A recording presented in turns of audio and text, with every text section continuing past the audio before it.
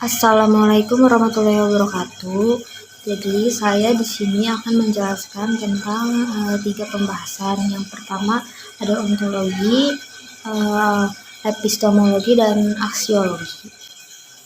Nah, yang pertama ada ontologi. Ontologi itu berasal dari bahasa Yunani yang bisa disebut ontos dan logos. Nah, ontos ini artinya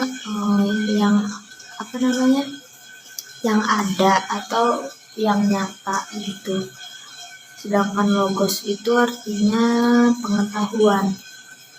Jadi dapat didefinisikan ontologi itu artinya sebuah eksistensi yang ada tidaknya sesuatu atau realita. Nah, jadi berikut ada ciri-ciri dari ontologi. Yang pertama, ontologi itu ilmu yang membahas tentang karakteristik esensial dari apa yang ada di dalam dirinya sendiri berdasarkan dengan bentuk abstraknya. Lalu yang kedua, ontologi adalah cabang filsafat yang menggunakan istilah-istilah tertentu untuk membahas struktur dan tatanan realitas sedetail mungkin. Lalu yang ketiga, ontologi itu adalah cabang filsafat yang menggambarkan sifat eksistensi, misalnya sesuatu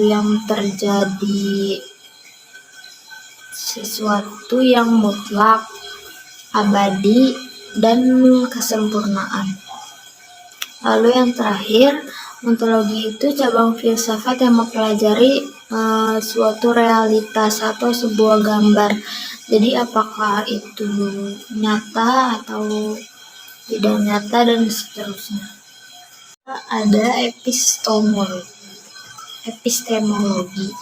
Nah, epistemologi ini juga berasal dari bahasa Yunani yang disebut episteme. Nah, episteme ini artinya pengetahuan dan logos artinya pikiran. Jadi istilah episteme ini berasal dari kata kerja episteme yang artinya mendudukkan atau menempatkan. Jadi secara harfiah episteme ini dapat diartikan sebagai pengetahuan. Nah, jadi epistemologi ini adalah salah satu cabang ilmu filsafat yang membahas tentang hakikat pengetahuan manusia. Nah, berikut ada 4 isunya.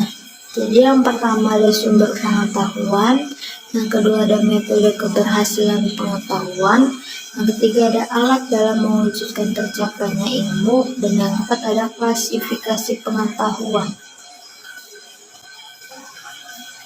Nah, lalu yang ketiga ada aksiologi. Aksiologi juga berasal dari bahasa Yunani yang artinya nilai, bisa juga disebut aksim dalam bahasa Yunani. Nah, jadi aksiologi ini salah satu cabang filsafat yang membahas tentang bagaimana cara menggunakannya atau berkaitan dengan pantas atau tidaknya, baik atau buruknya suatu nilai atau perbuatan. Nah, aksiologi ini menjabarkan 2 hal, yaitu cara memecahkan masalah dan aksiologi ini menjabarkan 2 hal, yaitu satu, cara filsafat dalam menyelesaikan masalah, dan kegunaan filsafat. Nah, penggunaan filsafat ini dapat diketahui melalui 3 hal, yaitu filsafat sebagai metode pemecahan masalah, sebagai cara hidup, dan juga sebagai kumpulan teori. Nah, jadi di sini kesimpulannya, pengetahuan itu merupakan proses usaha manusia untuk mengetahui, sehingga dengan pengetahuan ini manusia dapat memahami dan memberikan keputusan atau kepastian yang benar untuk menjalani kehidupan masing-masing dari individu itu sendiri. Nah, jadi ada 3 landasan dari cabang ilmu pengetahuan ini, yaitu yang pertama landasan ontologis yang menganalisis benda-benda material dari ilmu pengetahuan dalam bentuk benda-benda yang empiris. Kemudian landasan epistemologis yang menganalisis proses penyusunan ilmu melalui proses metode ilmiah. Nah, serta landasan aksiologis yang menganalisis kehidupan, keberlangsungan hidup dari manusia itu sendiri.